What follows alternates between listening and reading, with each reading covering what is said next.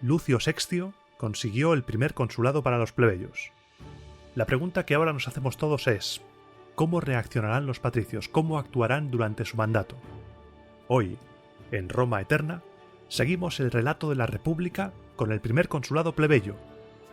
Nos lanzaremos a lo más profundo de un socavón que surgirá en el foro y viviremos batallas contra los galos. Presenciaremos también un combate singular y un intento de motín contra un dictador. Así que coge tus armas y provisiones, que hoy el programa viene fuerte, y comenzamos.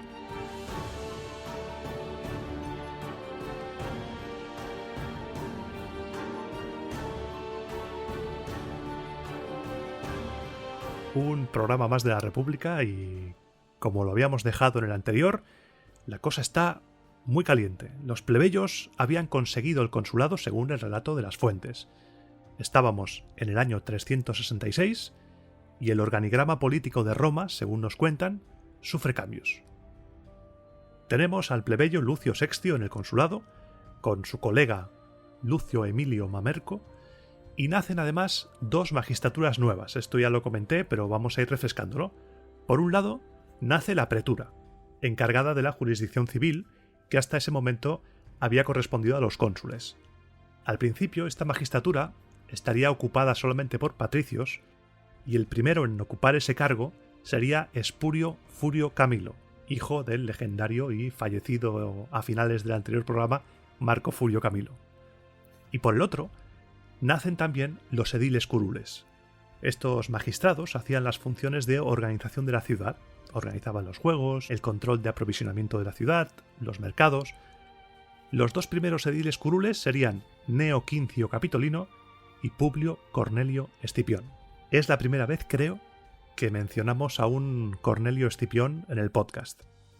Y con este panorama, ¿cómo se iba a tomar el búnker patricio la llegada de un homo novus, de un plebeyo sin historia y sin experiencia al consulado, a la magistratura más alta del estado? Pues mal. No te voy a engañar. El primer consulado plebeyo fue frío, congelado.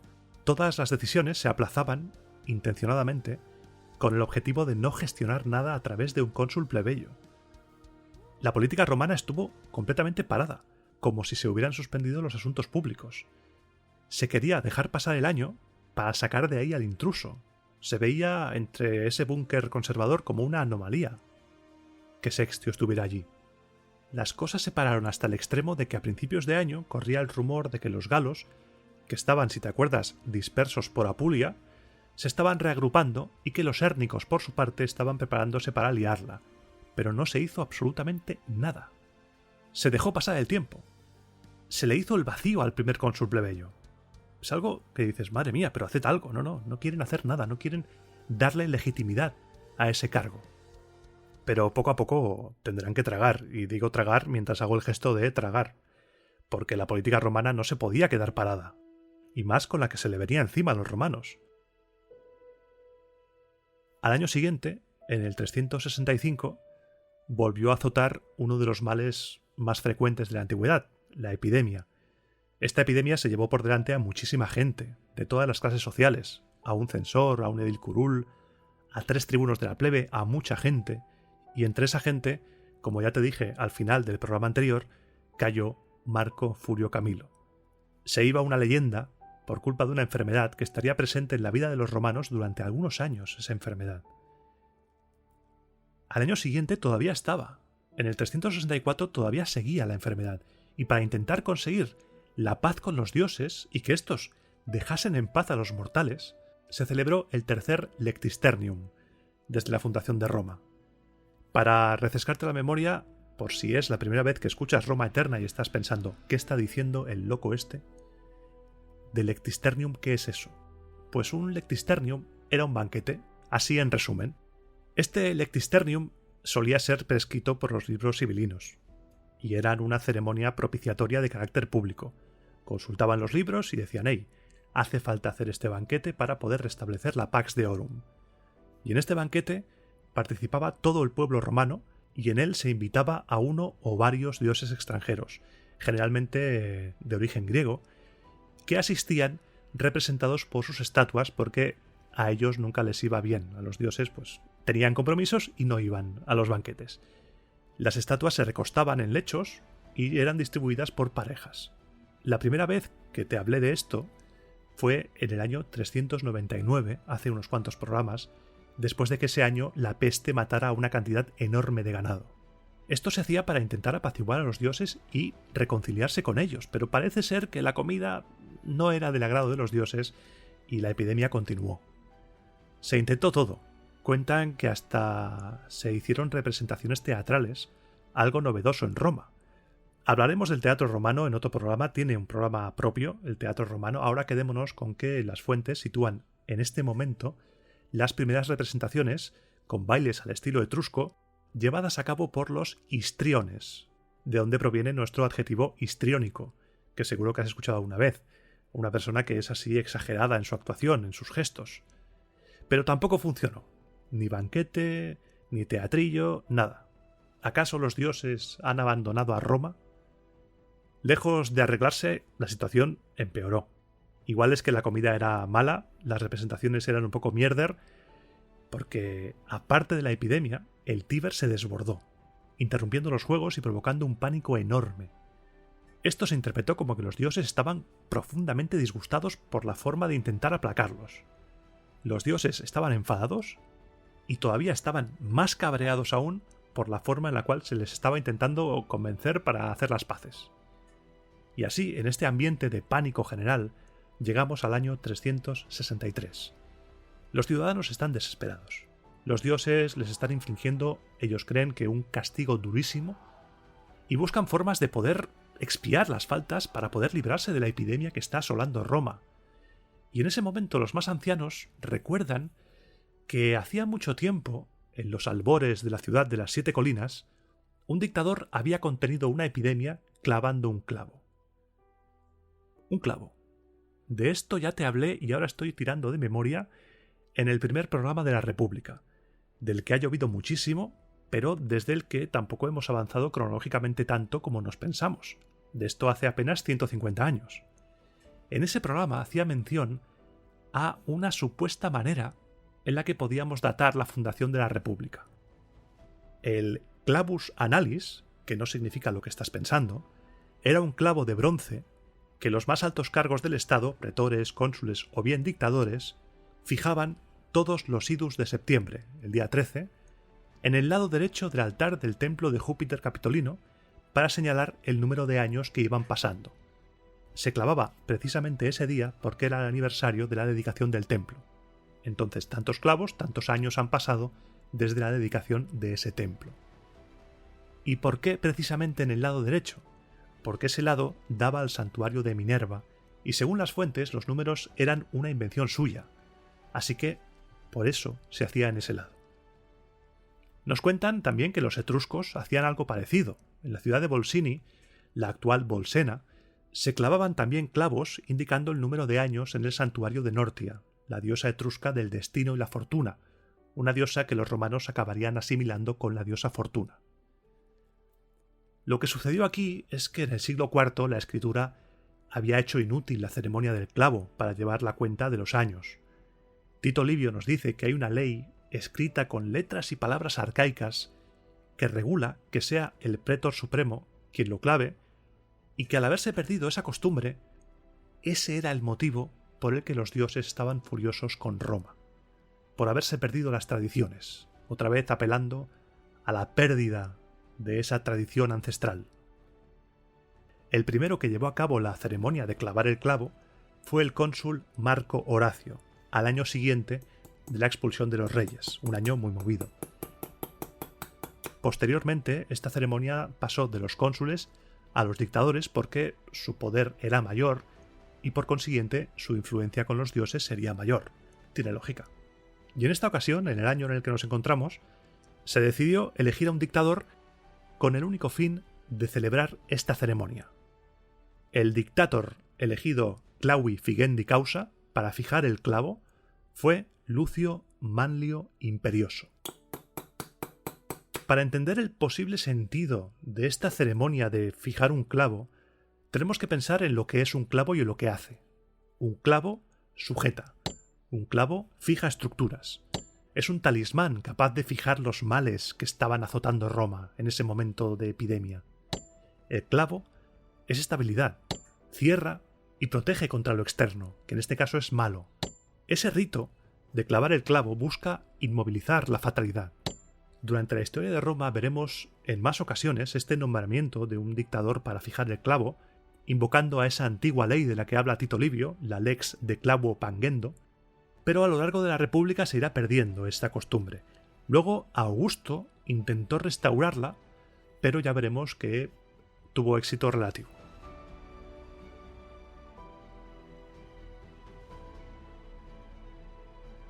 Lucio Manlio fue elegido dictador para fijar el clavo, llevó a cabo el ritual, cumplió, pero se vino arribísima y empezó a creerse que había sido elegido dictador para gobernar, y ordenó un reclutamiento para llevar un ejército contra los hérnicos, que si te acuerdas te he dicho antes que estaban revoltosillos. Ese reclutamiento fue rechazado por la gente, que decían, oiga, ¿usted quién es? Usted solo ha sido elegido dictador para fijar el clavo. No tienes más poder, tienes que dimitir. Y Lucio Manlio Imperioso empezó a azotar a la gente, castigarla físicamente, a obligarla para que se alistaran. En ese momento todos los tribunos de la plebe se alzaron contra él y finalmente Lucio Manlio Imperioso bajó 2 tonitos, dijo bueno, y dejó el cargo de dictador. Pero como sabes, en Roma las cuentas pendientes siempre se acaban pagando, siempre. Da igual el tiempo que pase. Y al año siguiente, en el 362, el tribuno de la plebe Marco Pomponio, muy fan del nombre, denunció a este señor, a Lucio Manlio Capitolino Imperioso.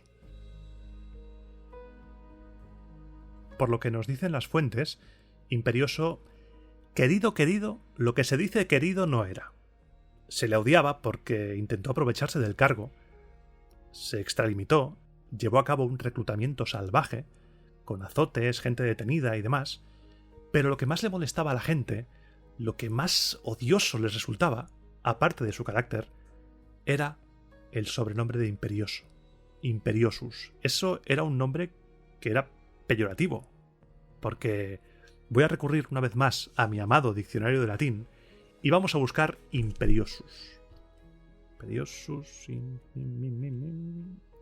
Imperatrix, Imperfosus, Imperiosus. Aquí lo tengo. Que manda, dominador, imperioso, tiránico, altanero, dominante. La palabra no evoca a un liderazgo positivo. Más bien hace referencia a algo bastante odioso. Un momento, voy a dejar el diccionario. Ahí va. Incluso hoy en día, la palabra imperioso en castellano, aparte de ser el nombre del mítico caballo de Jesús Gil, es un adjetivo que se le aplica a los que mandan con soberbia.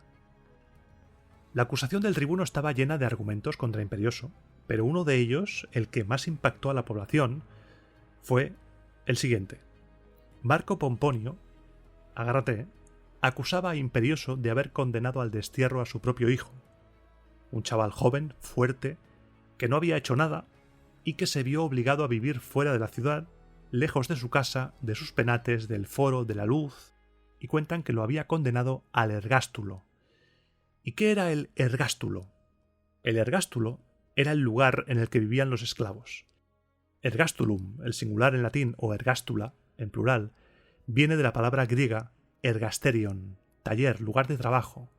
Una palabra que está compuesta por una forma del verbo ergon, que significa acción, trabajo, por ejemplo, ergonómico, y terion, que significa un lugar en el que se hace la acción o el trabajo que indica la primera parte de la palabra. Gracias a que el castellano es una lengua hija directa del latín y que tiene muchos préstamos lingüísticos del griego, entendemos mejor el significado. Y con un ejemplo lo vas a entender enseguida. ¿Qué es un monasterio? Un monasterio es un lugar en el que viven los monjes. Mónacos, monje, terion, lugar, monasterion. Y un baptisterio, un lugar de baño, que luego empezó a identificarse con lugar de bautismo. Y ya sabes tú, ¿a quién no le va a gustar un baptisterio romano del siglo I? ¿A quién no le va a gustar? Pues el ergástulo, en Roma, era una especie de prisión donde eran encerrados los esclavos que no eran precisamente los favoritos del dominus. En Pompeya se han encontrado lugares de este tipo excavados bajo tierra, con un poquito de luz solamente a través de unas ventanas elevadas inaccesibles para la gente, y en las paredes había argollas para mantener encadenados a los ergástulos, como acabaron siendo llamados estos esclavos. No fue hasta tiempos del emperador Adriano que los ergástula no fueron abolidos. Ojo ahí, ¿eh? Este señor imperioso, según el tribuno Pomponio, había condenado a su hijo Tito Manlio a una vida de esclavitud, en el campo, lejos de la ciudad, lejos de la educación que le correspondería por su clase. ¿Por qué? ¿Por qué le trataba como ganado, como un mueble? Por ser tartamudo. Tito Manlio tenía problemas en el habla, según las fuentes, y eso hizo que su padre le apartase. Como siempre, vamos a ponernos las gafas de la antigüedad, no vamos a juzgar un hecho que para nosotros es horrible, pero recuerda que la sociedad romana era una sociedad en la cual el pater familias manda.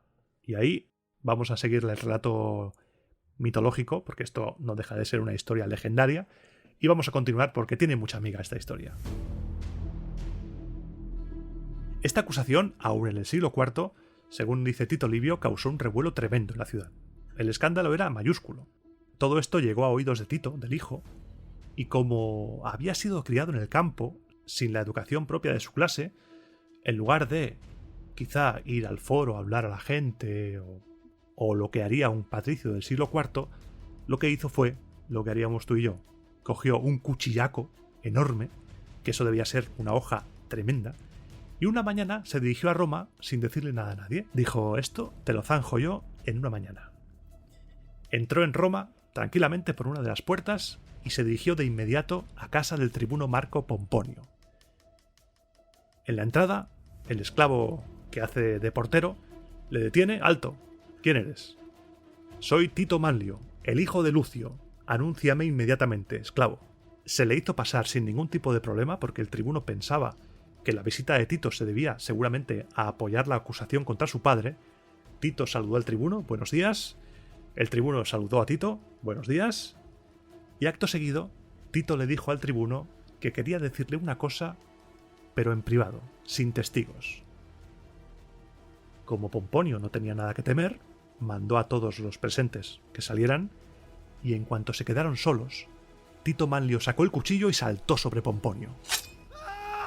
Jura que nunca reunirás a la asamblea de la plebe para acusar a mi padre o te apuñalo aquí mismo.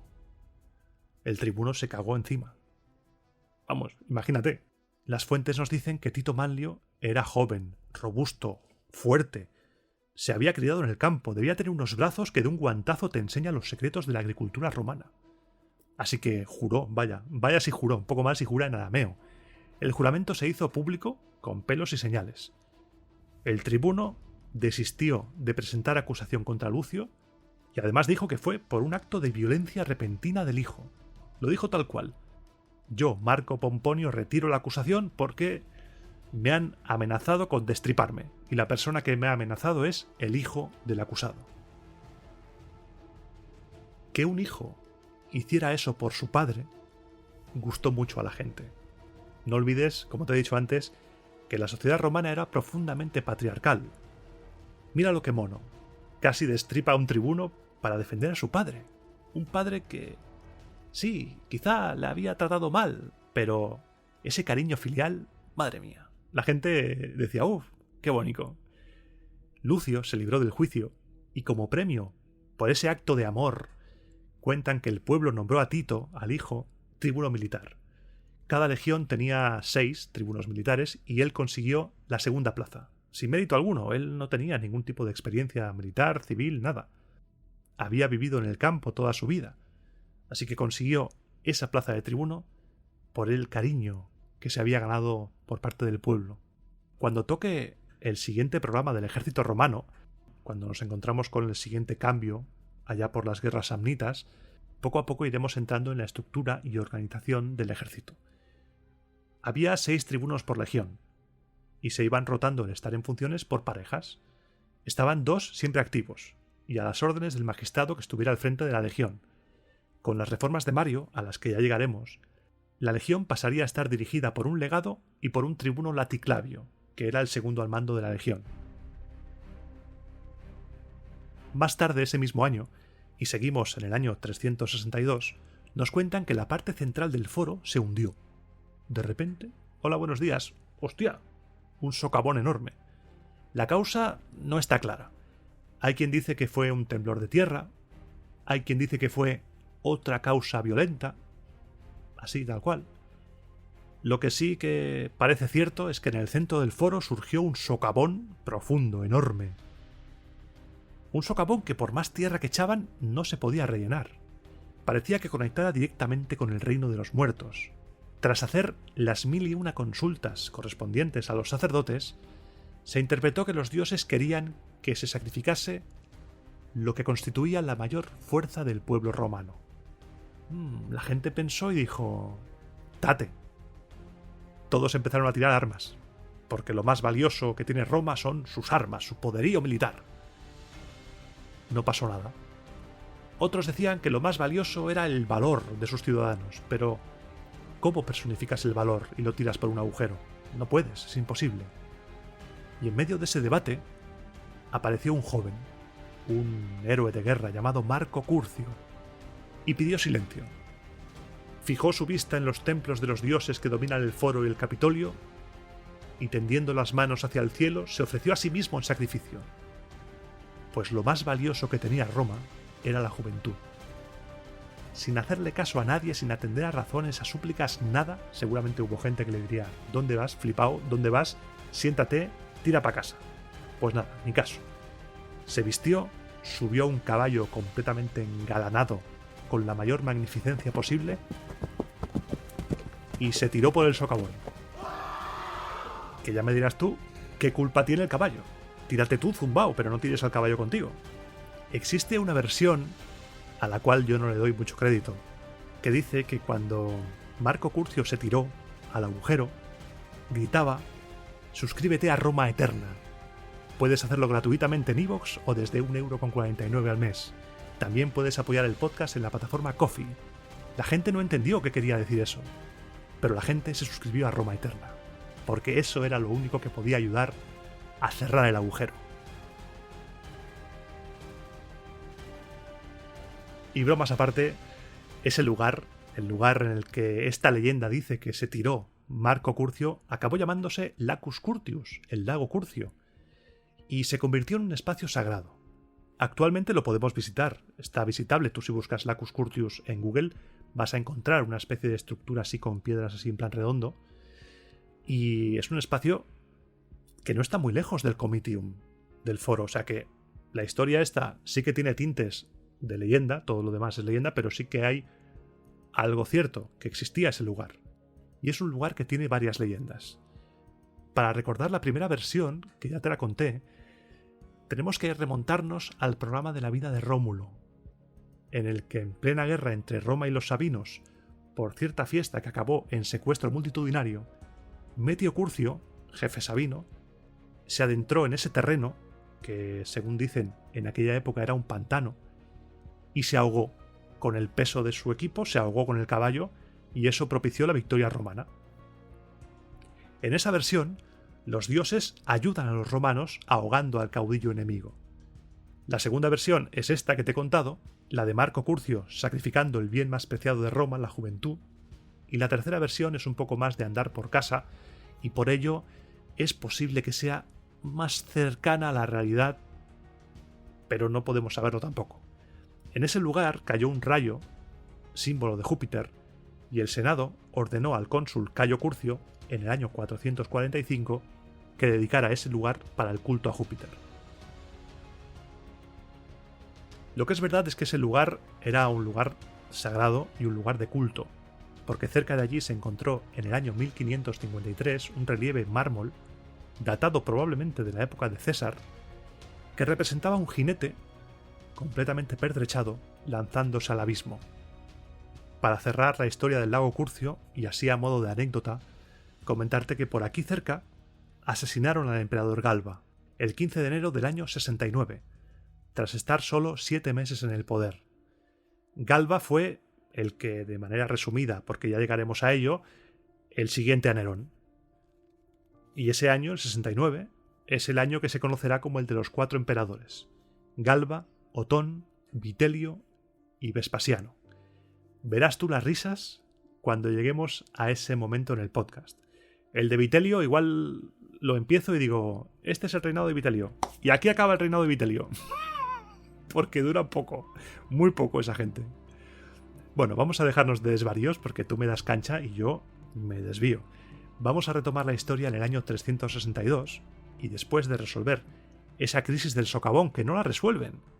Las fuentes te dicen, de repente un día salió un agujero, se tiró Marco Curcio y no dicen nada más, se queda ahí. Pues bueno, pongamos que se resuelve. Empezó la gente a tirar flores y cosas, fue un lugar de culto. Y ese año los hérnicos estaban revoltosos y Roma les declaró la guerra. El mando de esa guerra le tocó a suertes al cónsul Lucio Genucio, primer cónsul plebeyo que iba a hacer la guerra. Genucio marchó a toda prisa, estaba encantado de la vida, marchó corriendo a enfrentarse contra los hérnicos, pero ¡ay! Ya es mala suerte, ¿eh? Cayó en una emboscada, sus tropas fueron derrotadas y el cónsul cayó asesinado en combate. Y como diría Borja Pérez, toma la aliada. Cuando llegó la noticia a Roma, los patricios más conservadores gritaron, pero vamos, con el pecho inflado, os lo dijimos. Dejar el mando a un plebeyo era una cagada. ¿Cómo se os ocurre, insensatos? ¿Cómo se os ocurre? ¿Veis? ¿Veis lo que ha pasado? Todos muertos, todos muertos.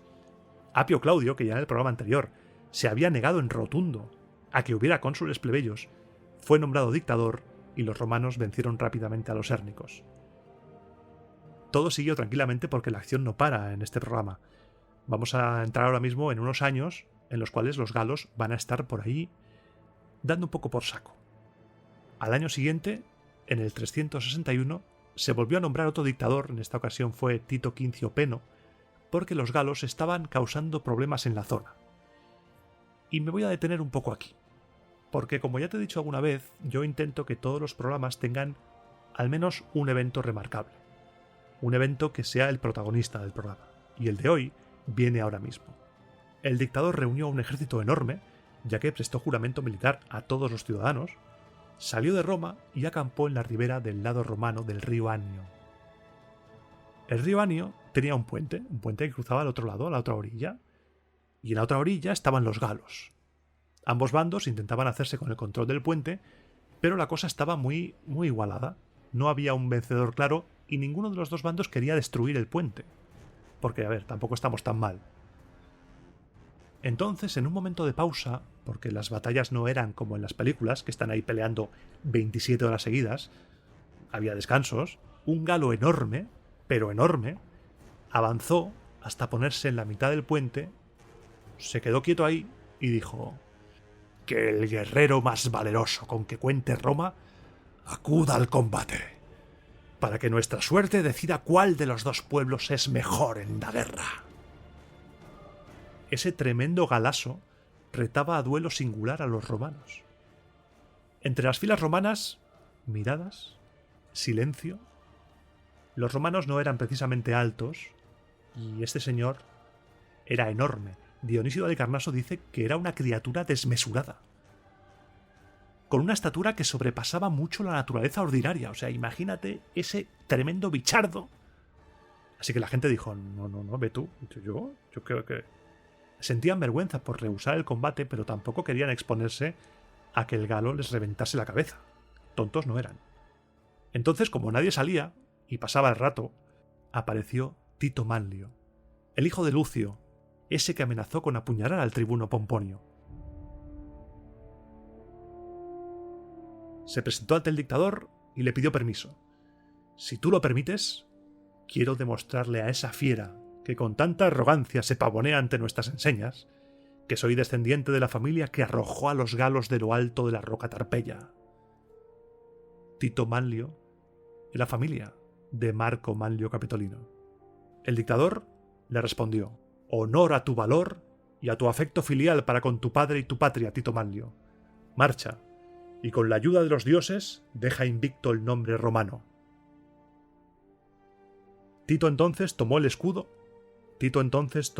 un escudo de soldado de infantería y se ciñó una espada corta para la lucha cuerpo a cuerpo.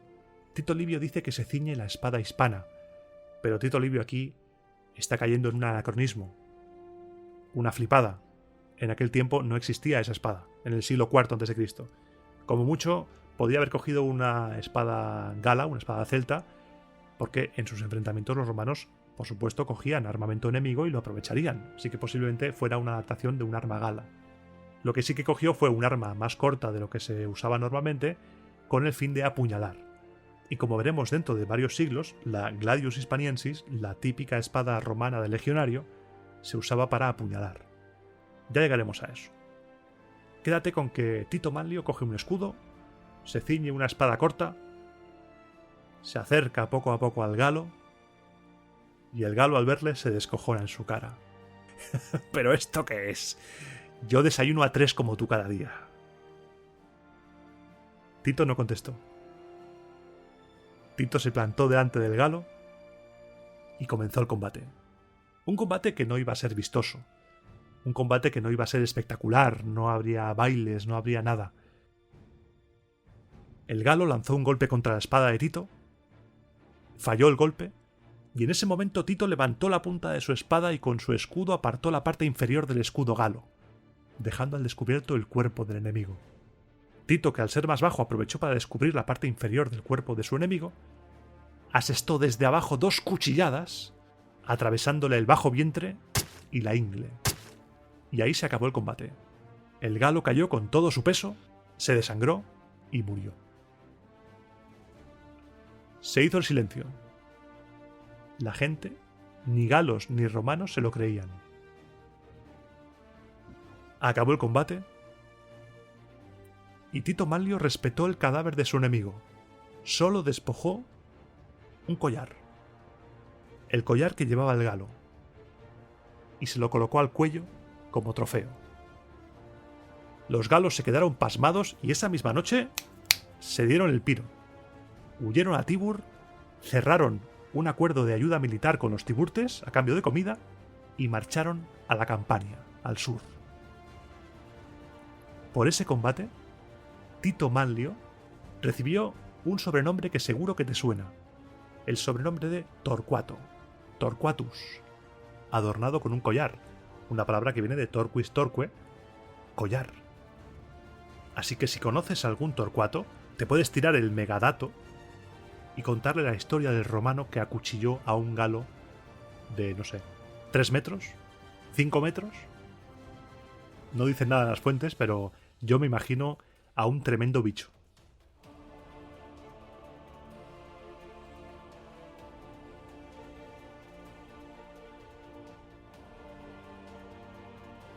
El sobrenombre de Torquatus se le va a quedar ya para siempre, y pasará de generación en generación. Quédate con este hombre, con Torquato, porque dentro de no mucho tiempo será importante para la trama. Dentro de unos años será nombrado dictador, pero no te quiero hacer demasiados spoilers. Ahora lo que te quiero contar es que entramos en unos años que estarán marcados por diferentes enfrentamientos entre romanos y galos. Lo primero que hicieron los romanos en el 360 al año siguiente, tú y yo lo sabemos, es ir a partirles la cara a los de Tibur por firmar una alianza militar con los galos. Ya sabes, los amigos de mis amigos son mis amigos y a los amigos de mis enemigos les espero a las 5 en el parque para darnos de puñetazos.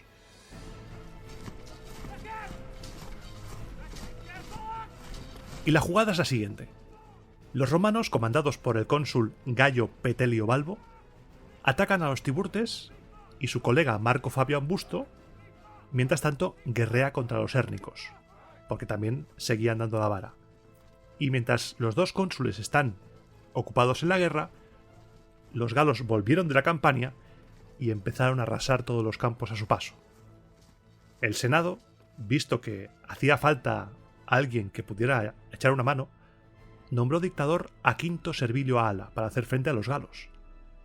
Reclutó, según dicen, todo lo que pudo, y no muy lejos de la Puerta Colina, hizo retroceder a los galos. Otra vez los galos cerca de las murallas. El cónsul Petelio hizo huir a los tiburtes, Fabio también venció a los hérnicos y el dictador dimitió de su cargo. Al cónsul Petelio se le concedió un triunfo doble por su victoria contra los galos, a los que pilló huyendo del dictador Quinto Servilio, y por su victoria contra los tiburtes, a los que hizo refugiarse en su ciudad. Los tiburtes, al enterarse de que se le había concedido un triunfo a ese señor por la victoria sobre ellos, se descojonaron vivos. ¿Triunfo de qué? Romanos, ¿triunfo de qué? Si no nos habéis derrotado en campo abierto, en batalla.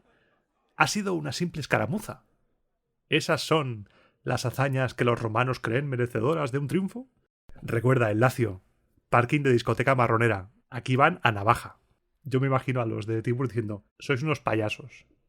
Unos payasos es lo que sois.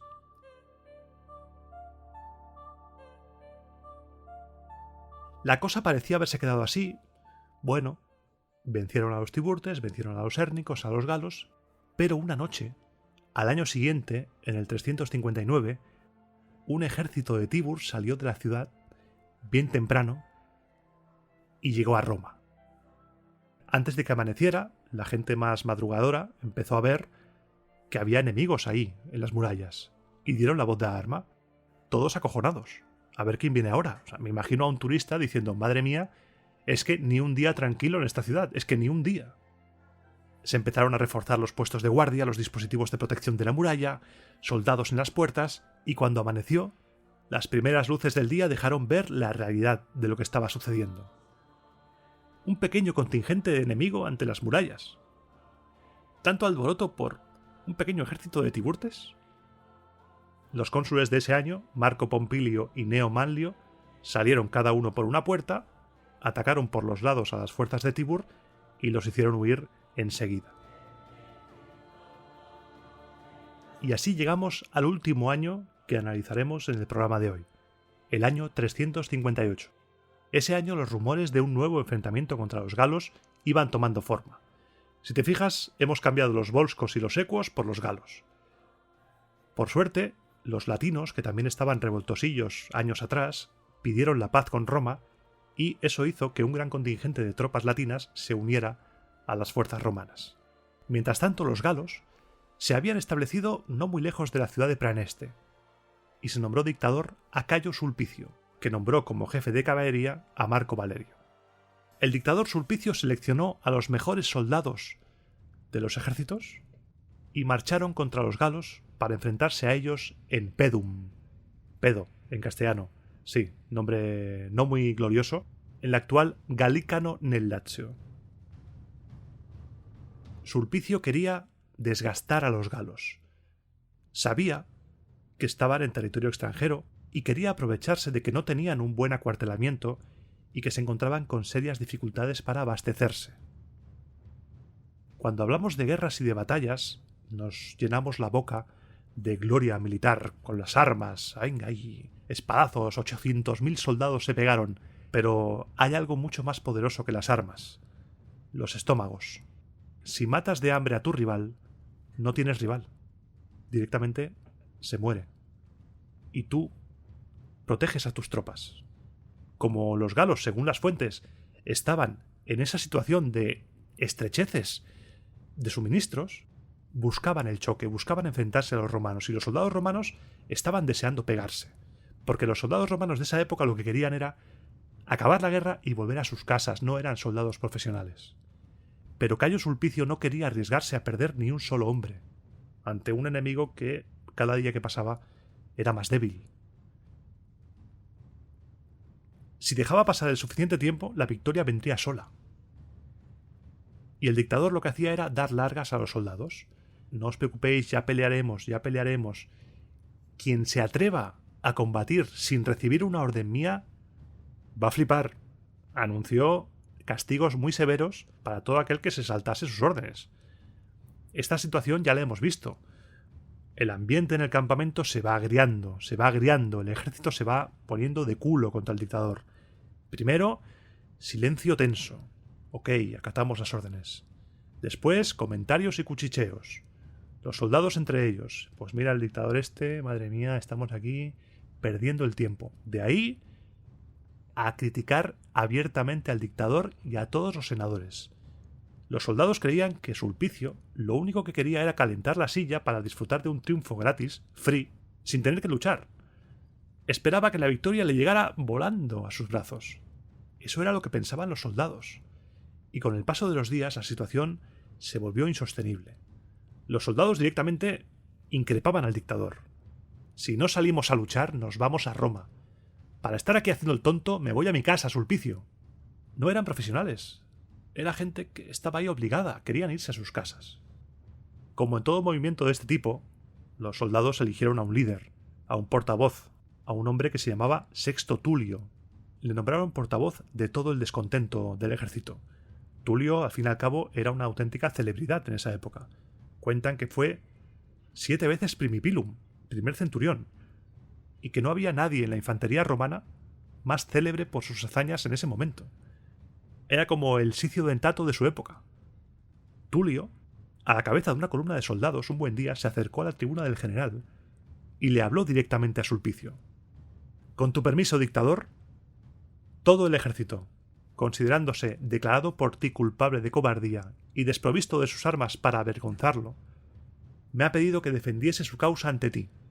Aunque se nos pudiese echar en cara el haber abandonado el puesto en alguna parte, haber dado la espalda al enemigo, haber perdido las enseñas de forma vergonzosa, no obstante, me parecería justo conseguir de ti que nos permitieras corregir nuestro fallo y borrar el recuerdo de nuestra vergüenza con una nueva gloria. Incluso las legiones derrotadas junto al Alia por los galos recuperaron con su valentía la misma patria que habían perdido por miedo. Nosotros, gracias a la bondad de los dioses, a tu buena suerte y a la del pueblo romano, tenemos entera la guerra y la gloria. Y eso que de gloria apenas me atrevo a hablar, cuando los enemigos se burlan de nosotros, que estamos aquí escondidos detrás de la empalizada, aguantando toda suerte de injurias, y cuando tú, nuestro general, lo cual nos duele más, consideras que tu ejército no tiene coraje, ni armas, ni manos, y antes de ponernos a prueba, depositaste en nosotros tan poca confianza que te creíste jefe de mancos y enfermos. ¿Qué otra vamos a creer que es la razón de que, siendo un jefe experimentado y muy esforzado en la guerra, estés aquí sentado de brazos cruzados? Pues como quiera que sea, es más verdad que tú pareces haber dudado de nuestro valor que nosotros del tuyo. Ahora bien, si esta no es una decisión tuya, sino oficial, de arriba, si es acuerdo de los senadores y no la guerra contra los galos lo que nos tiene alejados de Roma, de nuestros penates, de nuestros hogares, te ruego que lo que voy a decirte lo consideres dicho no al general por sus soldados, sino a los senadores por la plebe. Somos soldados, no esclavos vuestros, enviados a la guerra, no al exilio. Si alguien da la señal, si nos hace salir al frente de batalla, pelearemos como es digno de hombres y de romanos. Pero si no se necesitan para nada las armas, mejor descansaremos en Roma en nuestros hogares que en un campamento. Que esto se les diga a los senadores. A ti, general, tus soldados, te pedimos que nos des la oportunidad de luchar. Estamos ávidos de vencer y de vencer a tus órdenes, de conseguir para ti el laurel de la gloria, de entrar contigo triunfalmente en Roma, de ir detrás de tu carro hasta el templo de Júpiter Óptimo Máximo felicitándote y ovacionándote. El dictador escuchó el chaparrón que le cayó, porque eso es un chaparrón, por parte de Tulio, y le dijo: a ver, Tulio, una cosita. Ven, vamos a hablar en mi tienda, que aquí hay mucha gente, ven. Se lo llevó a la tienda y le pidió explicaciones. Sexto Tulio, ¿qué significa esto? ¿Qué es esta liada? Tulio le dijo que no se preocupase. No he olvidado lo que es la disciplina militar, ni mi condición ni tu majestad como general. Pero no podía rechazar capitanear a una masa soliviantada que, si no es a mí, solo los dioses saben a quién podrían recurrir. Hacía falta alguien que pudiera contener y canalizar el descontento. Yo no voy a hacer nada sin contar con mi general. Pero si se nos siguen dando largas, nosotros mismos buscaremos el lugar y el momento de atacar, con tus órdenes o sin ellas. Mientras el dictador y Tulio hablaban, hubo una escaramuza entre unos galos y unos romanos. Unos romanos quitaron a unos galos unas bestias de carga y empezaron a pegarse, lanzarse piedras, insultarse, A punto estuvo de convertirse eso en la batalla, y los centuriones pusieron paz, acabaron con la refriega y no pasó nada. Pero esto hizo abrir los ojos al general. El dictador pensó, esto no puede ser, no puedo esperar más. Ordenó que al día siguiente las tropas estuvieran formadas para la batalla. Y esa noche el dictador estuvo pensando, vamos a ver, una artimaña, algo para infundir pánico al enemigo. ¿Qué puedo hacer para vencer? Porque esta gente, los galos, están muy locos, que podemos perder. Y de repente, ¡ah!, la bombilla se le encendió. Tenía un plan. Multiplicaría por mucho sus efectivos de caballería. ¿Y cómo lo haría? Haría pasar a los mulos de carga como efectivos de caballería, para que los galos pensasen que eran más.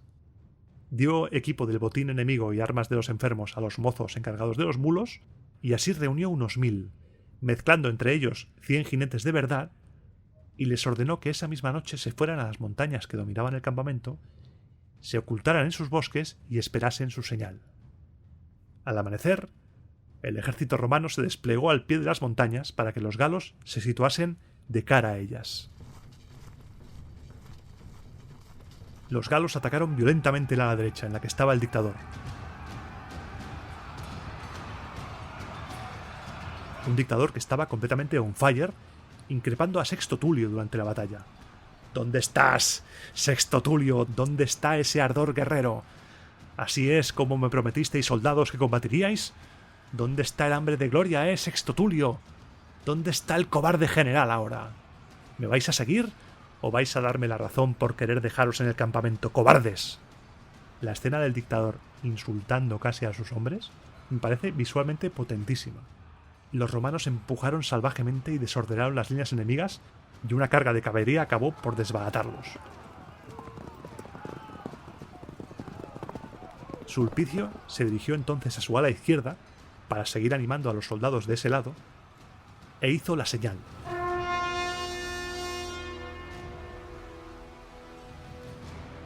La caballería fake, que estaba en el monte, cargó hacia el campamento galo, y los galos, al verlo, intentaron huir hacia allí. Pero por detrás apareció la caballería de verdad, la que estaba a las órdenes de Marco Valerio, y esa carga dio la victoria a los romanos.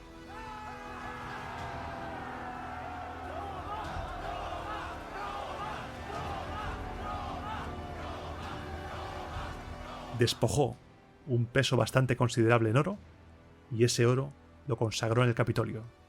Y con esta victoria sobre los galos, en el año 358, acaba el programa de hoy. Según las fuentes, después de Marco Fulio Camilo, nadie consiguió un triunfo sobre los galos tan esplendoroso como el que ese día consiguió el dictador Cayo Sulpicio.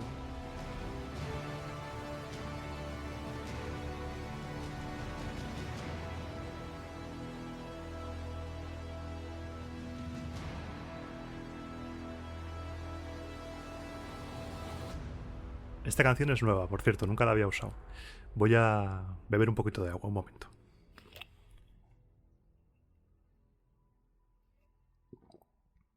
Así hidrato un poco la garganta. Y aquí comienza la sección sin música, también conocida como la sección en la que Iván te cuenta movidas, a veces llora, te agradece tu apoyo y te dice dónde tienes que escribirle para contactar. Y también la sección en la que te hago un resumen, un comentario, un postpartido del programa. Y me ha gustado mucho este programa porque tiene escenas muy potentes.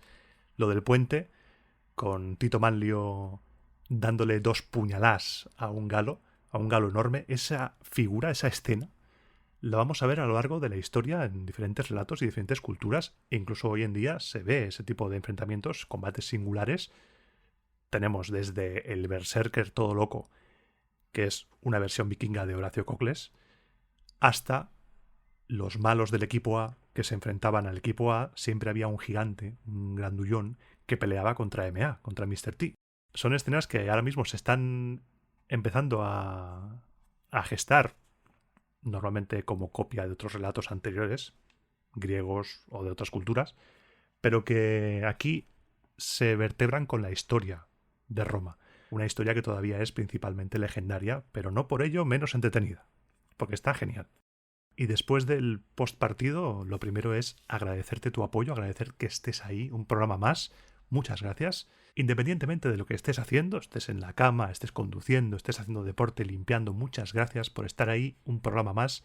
Juntos estamos haciendo que Roma Eterna dure, 51 programas llevamos ya, esto es una locura. Cuando empecé a documentarme para el primer programa, el del viaje de Eneas, jamás imaginé que iba a durar tanto. Estoy alucinando todavía y esos nervios de la primera vez de cuando subí el primer programa todavía están y es algo que me llena, me llena. Gracias por permitirme continuar haciendo esto. Gracias, de verdad, gracias por estar ahí y gracias por compartir esa pasión conmigo. Que a veces leo gente que me dice que se ha aficionado a la historia de Roma por el podcast y digo, ay, estoy sonriendo ahora mismo, ¿eh? Es que se me queda una cara de tonto. Si ya de por sí tengo cara de tonto, cuando leo esas cosas se me queda cara de tonto por 2. Y esta sección la traigo cargadita, porque es de bien nacido ser agradecido y tengo que dar las gracias a los compañeros de la editorial Ariel del Grupo Planeta porque me enviaron el otro día el libro de Fermín Bocos, Zeus y familia, dioses, héroes y templos. Un libro que he empezado a leer y me está gustando mucho porque es un estilo, el que tiene Fermín, es un estilo muy parecido al del podcast. Humor y divulgación. Una divulgación seria, una divulgación con suquito, con jugo, que haya un trabajo de documentación detrás, y ambas cosas unidas, humor y divulgación seria, es una maravilla. A mí me flipa ese estilo. Y en este libro lo consigue. Y hablando de autores, hablando de libros, ¿te acuerdas de la entrevista a Gonzalo Fontana? El programa en el cual hablamos sobre su libro Subluque Maligna y estuvimos hablando sobre el mundo sobrenatural romano y demás. En esa entrevista, en esa charla, más que entrevista, fue una charla, le pregunté qué proyectos tenía entre manos y nos dijo que estaba enfrascado en un proyecto de análisis riguroso de los evangelios. Pues ya ha salido ese libro en el que estaba trabajando Gonzalo, se llama Los libros del Nuevo Testamento, de la editorial Trota, y en este libro tanto Gonzalo Fontana como Gonzalo del Cerro, Carmen Padilla, José Montserrat y Antonio Piñero analizan, desmenuzan, desbrozan, como diría el descampado, los textos, los evangelios, y los acercan a su contexto histórico, los analizan desde un punto de vista histórico, porque sin ese punto de vista te vas a perder cosas. Tú puedes leerte los evangelios, pero te vas a perder cosas porque no conoces su época, la época en la cual fueron escritos, te vas a perder referencias, te vas a perder gran parte del sentido del texto. Es como si me lo invento, un ejemplo súper salvaje que te voy a poner. Yo escribo un texto y pongo en plan un lenguaje súper coloquial extremo. Me voy con mi tronco al centro comercial, por ejemplo. Y alguien analiza dentro de unos siglos ese texto y dirá, bueno, pues se fue con un tronco que era suyo, tenía un tronco en su propiedad, un cacho de un árbol ahí, y se fue al centro comercial con él porque en aquella época era costumbre que la gente, según este texto, fuera acompañados de troncos. Pero no, el tronco era un amigo. Pues cosas así. Un ejemplo muy extremo, pero es algo así. Y yo no soy religioso, pero sí que soy una persona con una inquietud, pues que estos temas me molan. Y te lo recomiendo. Es un libro que no es finito, ¿eh? No lo es. Son casi 1700 páginas casi. Es un tremendo tochazo, pero que estoy seguro, si está Gonzalo Fontana y está Antonio Piñero detrás, esto es una maravilla. Si no conoces a Antonio Piñero, el trabajo de Antonio Piñero, te recomiendo que busques en YouTube, que tiene un montón de intervenciones en televisión, tiene cursos, tiene conferencias y tiene un montón de libros sobre el Jesús histórico, más allá del Jesucristo Mesías divinizado, que son canela en rama. Y esto con respecto a las recomendaciones literarias, que últimamente es una locura. Y la otra recomendación que me gustaría hacer es una cosa que me ha hecho mucha ilusión, porque en el programa anterior hablaba del tema podcast, que nadie va a contar las cosas como tú, nadie va a hacerlo igual que tú, aunque haya podcast de la misma temática que la que quieres hacer tú. Tu podcast es único. Y hace unos meses me escribió una persona al mail, que se ha convertido en un amigo del podcast, un gran amigo, una persona con la que me escribo más o menos regularmente y me va contando cositas. Me escribió un arqueólogo argentino que trabajaba en Jerusalén. Dije, hostia, espérate, arqueólogo argentino en Jerusalén. Yo flipé, porque claro, Jerusalén es muy top. Trabajar ahí es top, top, top, top. Y este arqueólogo, Alejo Sánchez, tiene ya un podcast. Tiene un podcast en hebreo. Pero ahora ha sacado un podcast en castellano, que se llama Atica Podcast. Y te lo recomiendo porque es un complemento muy bueno. Es un podcast de arqueología. Y en el primer programa, por ejemplo, trae a Noé Conejo Delgado y habla de monedas en la antigua Roma. Son casi 2 horas de programa muy interesantes. Muy interesantes. Noé Conejo es un crack y te va a gustar. Escúchalo porque te va a gustar. Y desde aquí, Alejo, te mando un saludo, un fuerte abrazo y espero que te vaya muy bien. Te deseo toda la suerte del mundo y a por ello, adelante. Estaré escuchando ahí 2 programas. Cada vez que salga estaré ahí a tope. Y tampoco quiero alargarme mucho hoy porque al final esta sección se va a convertir en un podcast dentro del podcast. E igual en un futuro hasta se independiza y me creo un podcast propio que se llame Iván te cuenta movidas. Y yo aquí hablando durante 1 hora de cositas así, no sé, igual hasta lo escuchas y todo. Pero ya no quiero alargarme mucho más. Lo que quiero contarte es lo que va a pasar en los próximos programas en Roma Eterna. Vamos a aparcar durante un programa o 2 la República, vamos a dejarla en barbecho, y lo que te comentaba en el programa anterior del calendario lo voy a hacer realidad. Voy a empezar para el siguiente programa a hacer una recopilación de las festividades en el calendario romano durante todo el año. Vamos a hacer un repaso mes a mes de las festividades que había. Igual dura un programa, igual dura 2. Si dura 2, pues 2 programas. Esa será la pausa para el siguiente programa de la República. Así que dentro de 15 días no habrá República, sino que habrá calendario romano. Prepárate, porque las festividades romanas algunas son súper locas a los ojos de las personas de nuestro tiempo. Y por último, recordarte las vías por las que puedes ponerte en contacto conmigo si quisieras escribirme. Puedes escribirme un comentario aquí abajo en el audio, puedes enviarme un mail a romaaeternapodcast@gmail.com, puedes encontrarme en redes sociales, en Twitter, @RomaEternaFM o en Instagram, RomaEternaPodcast, y para lo que quieras estoy a tu entera disposición. Igual tardo un par de días en contestar, pero yo intento contestar a todo el mundo.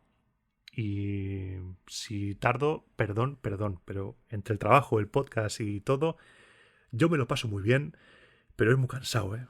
Es cansado el podcast, no te voy a engañar. Este es un espacio de sinceridad y cuando hablo de que vamos a hacer un programa, lo digo en plural, pero soy yo, pero lo digo en plural porque tú también formas parte de esto. Es un equipo. Yo hago el programa, tú lo escuchas y juntos hemos hecho algo guay, algo grande. Y eso es lo más bonito del mundo, que estés ahí para escucharlo. Soy el cocinero que cocina un programa con todo su amor para que tú te lo comas, se te llene la barriga de amor romano y digas, hostia, qué bien he comido. Menuda siesta me voy a pegar ahora. Bueno, algunos se duermen la siesta mientras comen, Andreu?